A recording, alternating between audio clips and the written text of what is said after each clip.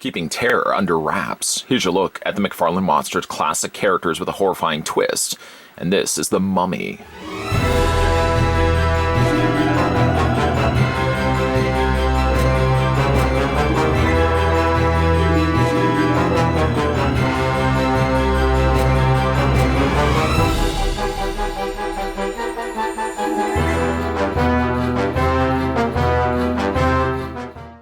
When you think McFarlane, think monsters. This line of action figures features McFarlane Toys' unique take on classic horror icons. Collect all 6 and be terrified.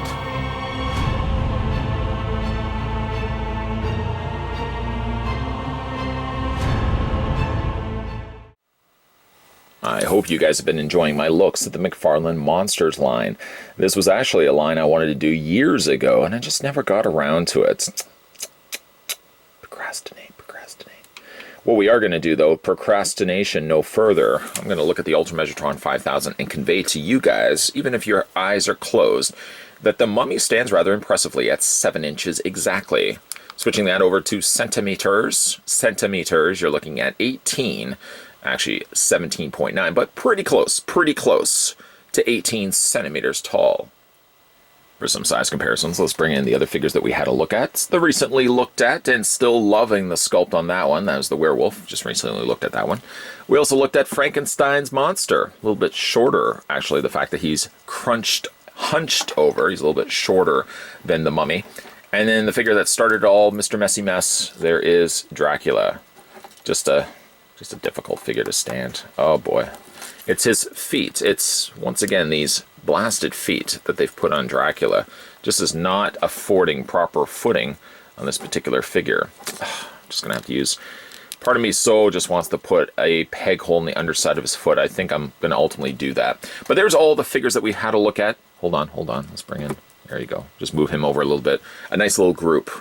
A pairing of all of them. I kind of feel like I'm looking at a more grotesque cast of Monster Squad. Oh, if we could only have gotten Monster Squad figures. Anyways, don't want to dwell in the past. Those are all the figures that we've had a look at thus far, and you can kind of see that most definitely the Mummy is a lot spindlier, a lot thinner than the other 3 figures that we looked at in previous reviews. By the way, if the Mummy serves also to be your starting point on this channel, you just found this channel now and you're watching this Mummy review, and those other 3 figures do seem rather tantalizing. They do seem tantalizing, don't they? Feel free to watch my extensive reviews on all 3 of those, maybe when you're finished wrapping up the review. Oh, I see what I did there. Oh, that's clever of me. When you're finished wrapping up the review of the wrapped Mummy, feel free to check the other 3 videos out. You'll find them on this channel. Let's have a look at the accessories that come included with the figure. This is now, I think, my 3rd go around trying to shoot this part of the video because the Mummy has fallen over a couple of times. Hopefully he's going to stay in place. Accessory-wise, for the accessory division of things, he comes with these 2 scepters. This is also the bloodied version of Mummy, and while there really isn't a whole lot of blood to be had on this wrapped Mummy, there's certainly most definitely some blood all over his scepters. A little bit less on this side, although if you flip it around, there's the blood right there. On the other side, the side that has the crescent-shaped blade, most definitely there's blood on both sides. One side, I don't know what specific god that is. I would guess Seth, but I could be very well incorrect by that statement. A bladed edge is treated on both. The thing about it, though, is when you get the scepters out of the packaging, they don't look like this. In fact, when you get them out, they're looking like this. Which really, if you wanted to, I'm just throwing this out here. What you can also do, too, is you can detach these. You can detach these together like this. I don't know if that was the intended plan for McFarlane Toys, but you can actually get yourself a double-bladed weapon. I think that's kind of cool. These other ones really wouldn't serve much of a purpose other than if you wanted just to have, like, I guess, a smaller cane. You could do that as well. So there's a couple of little mix and match options. They're done primarily in gold plastic, but there's certainly a lot more going on the edges there on both sides. And certainly the blood comes in handy just to add a little bit extra je ne sais quoi. Oh, parlez français? Petit peu. Just a petit peu. So you do get those, and we can just put those to the side for the time being. Don't worry, we will be coming back to those. Before we do that, though, let's have a look also at the King Cobra that comes included with the Mummy. Really like the deco on this, and it kind of mimics the same sort of, not quite the scepters, but a very similar design there on the back of its head. And it's really, really neat. I mean, if you look at it, some nice close-up details. Certainly, most definitely, if you're not even using this particular snake for the use of the mummy, such a good sculpt it is, you could most definitely use it for other figures as well. Now, it does have a wire frame, so you can manipulate and bend the tail up to about this point here. Everything after that is just rubbery plastic. So you can manipulate it if you want. I guess if you wanted to, you could drape it over top of the shoulder of the mummy. But there's, again, a whole lot of extra cool stuff that we would want to look at first before we do that. I like the fact that it is an open mouth. Camera, if my camera can focus. There we go. Nice open mouth on the snake. You can see the visible teeth, the fangs. There's likely venom in there. Just be careful. And really nice job done on the beige and alternating brown colors that make up not only the head, but all the way slithering down, coiling its around all the way into the end of the tail. You get the alternating colors of the brown, the grays, and the beiges. Really do look quite good. Really like this accessory. Maybe Cobra Commander could be using a snake like this. I might throw that as a possibility to myself. Put the snake right there. And then the other neat thing that this one comes included with is this headdress. Sort of the royal markings that this is of royalty when you have a pharaoh like this with an actual headdress like this. It's got some splendid color. I feel downplaying it even by saying splendid. The colors on this are quite good. Kind of a rosier, warmer orange alternating with blues and golds. The golds accent the edges there. And even like the headdress, the actual face section is done in an exquisite gold also as well. I really like this one a lot. Further down, you've got some Egyptian scripture hieroglyphics. Somebody's probably going to correct me.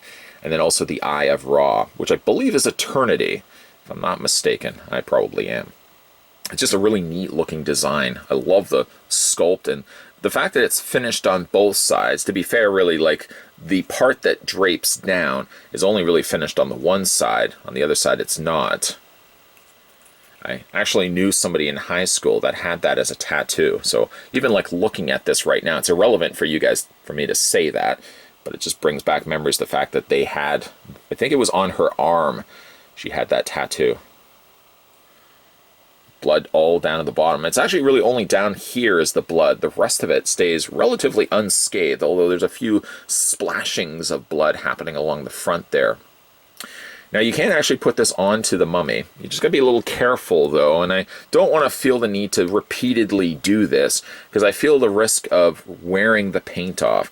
It's such close quarters in there that if I'm putting this over top of the mummy's face and continuing to push this down and then pull it off and then push it back down again, I feel like I'm most definitely going to be starting to wear the paint away. I think they could have given a little bit of afforded space on the inside so it wasn't so tight. But I guess at least it doesn't look like it's a big bulky helmet that's sitting on top of a figure, which figures that tend to have things like this usually fall into the category of a larger helmet that doesn't look like it's properly sized for the figure. At least you get that here with the mummy, but man oh man, that is an awfully tight quarters. You are correct, there's these clips on the back. What do you do with those clips? Well, you can take these scepters that we had a look at before. Let's return them back to, I guess, the way that they're really intended to be. I'm going to take this one and I'm going to connect, actually I'm not going to do that one. I'm going to connect this one here. There we go. And I'll connect this one here.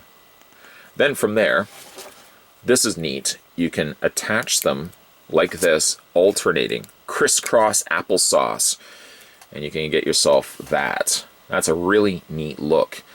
If only you could bend the arms completely, where the hands could be completely flat and you could have them crossing their way in front of the torso. I think I would really have loved to display the figure like that.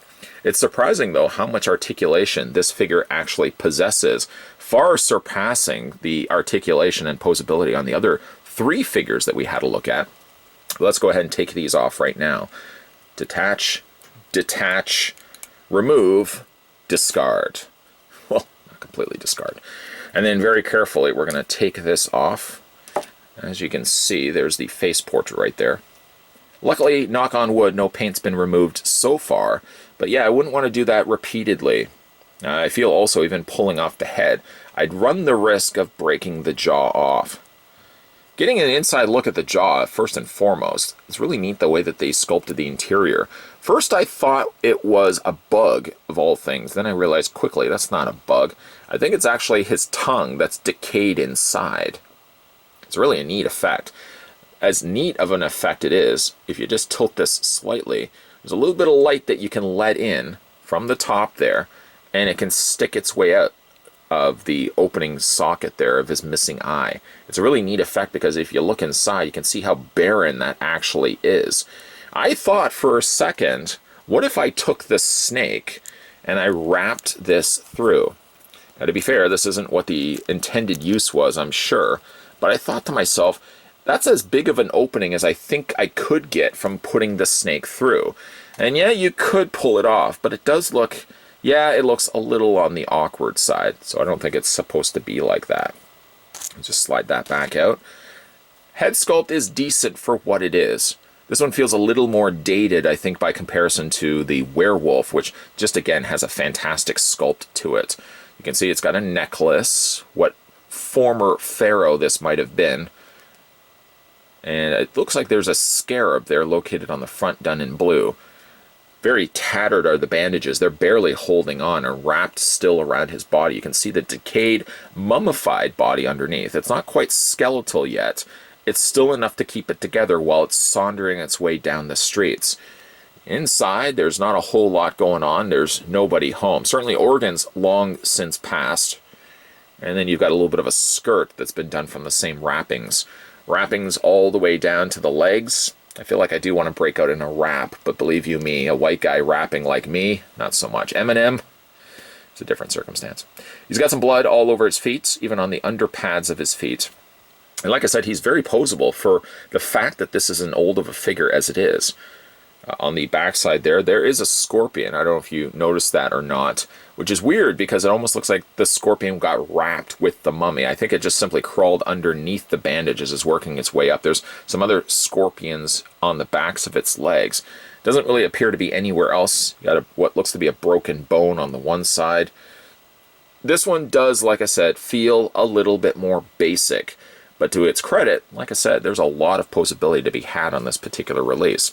Let's look at this right now. So the head rotates back and forth, just a straight out swivel, nothing fancy, nothing complicated.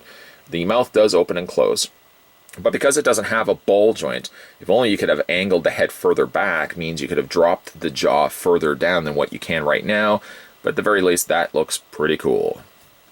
The shoulders, or the articulation on the torso, is actually a ball joint of all things. Yet they don't do it anywhere else, which is so strange. The shoulders also hinge out. What line is this? Is it in line? Because certainly they've not done this with the other three figures that we had a look at. The arms rotate back and forth. It does have a hinge in the elbow. What's going on here? Swivel in the bicep. I know, right? And the hands also do rotate all the way around, or at least the half forearm rotates all the way around. The hand doesn't, but the forearm does. I don't know. Don't understand. It's surprisingly the same on both sides. There's still that hinge, there's still the swivel at the bicep, and there's still a swivel at the forearm. So it's actually cloned on both sides. Sometimes McFarlane will staction one arm in favor of articulation on the other. The mummy actually gets the exact same on both sides. Somewhat split legs. I know. Forward and back on the legs. He has a bend at the knee. Kind of weird the way the knee is so far down. It does make the thigh leg, or the part of the top section of the leg, seem much longer than really what I think it should be. And then he also has toe articulation, or foot articulation, not toe articulation. Sans le toe articulation. Again, like a really neat figure. He's neat in the fact that while he is a little slender, I guess because he does have a whole lot less plastic making up for him, that McFarlane Toys opted to give him some additional articulation. That's the only logical thought process that I have for this particular figure release. The downside, unfortunately, because he is so spindly, he does have some difficulty standing. You can kind of compensate it by just bringing the feet out a little bit, but at least because he's got a wider stance, means that you can at least get him in a rather familiar looking mummy pose, having his arms upright. The challenging aspect of it all is the fact that he does have the headdress, so it really does beg the question, which one would you want to display him as? Kind of like him actually just as without the headdress, just a regular mummy, but there's a lot of cool appeal to be going on here and a lot of detail to take in. Now, I'd almost feel entertained the idea of getting a second one of these, just so I could display the mummy with the headdress as well. Now, it's a difficult decision to be delivered to your front door. Which way would you display the mummy? The strong contender, of course, for me would be the conventional approach of having the mummy just dragging his feet across the ground, sauntering his way with his arms up, going, "Rrrr," maybe asking for brains. Or is that just zombies? I guess that's just zombies. But strong argument to the point could be the fact that he does have the adorned headdress, which you see here in final looks. Pair that for the fact that you can also put the scepters in his hand, which I didn't really do in this review, so we would be displaying it here in final looks instead. Yes, it does look so good that, I don't know, I'm leaning maybe a little bit more towards displaying it like this, because there's a lot of appeal by having him with the scepters and the headdress, and then of course we can put the little cobra slithering its way around his legs. The thing about Mummy here is the fact, not my Mummy, but the Mummy here from McFarlane Toys, is the fact it has strange articulation to it. Not strange in the fact that it's absent, all the different actually. Instead, he's more posable than all the other McFarlane monsters that we had a look at. Again, I don't know if it's just for the fact that he's got less plastic being used for the figure, that McFarlane could spend a little bit more on molding individual pieces like legs and forearms and then attaching them via joints. That's the only guess that I have. Because it really doesn't make any sense why the other three figures had limited to no articulation, and Mummy has it in spades. It does unfortunately trade off for the fact then that the Mummy has a tough time standing. He's very slender, and because of that, and because he does have articulation in his legs and his arms, kind of causes the figure to topple over at times. I'm surprised, knock on wood, that he hasn't even done it so far, and maybe for that reason we're just going to rush around the final looks and kind of get to the end of this video before the figure topples over. Still a great looking figure. I'm not really sure which way I want to display it. I'm thinking the headdress. What do you guys think? Let me know down below in the comment section. Which way would you display the Mummy? Would you like to go with the more pharaoh look like we're doing right here in final looks, or are you just kind of like the bare bones, literally bare bones, wrapped Mummy, sort of again just sauntering his way? I look at this and it kind of reminds me of Monster Squad. I think every time I'm looking at these monsters now, I'm just thinking Monster Squad. These are a little bit more grotesque than Monster Squad, granted, but man, oh man, I'm really loving this line. Dated, yes. I think Mummy is probably the most dated of the figures. It kind of feels like more of McFarlane's earlier approaches to figures, but man, there's a lot of appeal to be had in this wrapped Mummy, as well as the other three figures that we've had a look at so far. Still, there are going to be a couple of reviews coming your way, so the McFarlane monsters, if this is your fancy, there's still going to be a couple of reviews coming your way. So keep your peepers peeled and stay tuned to this channel for future reviews. Make sure you hit that subscribe button down below, swing next door to the sarcophagus, I'm sure it's not cursed, and turn on that bell notification, and stay tuned because there are going to be future videos coming soon to this channel. Thanks for watching, guys, and I'll see you guys next time.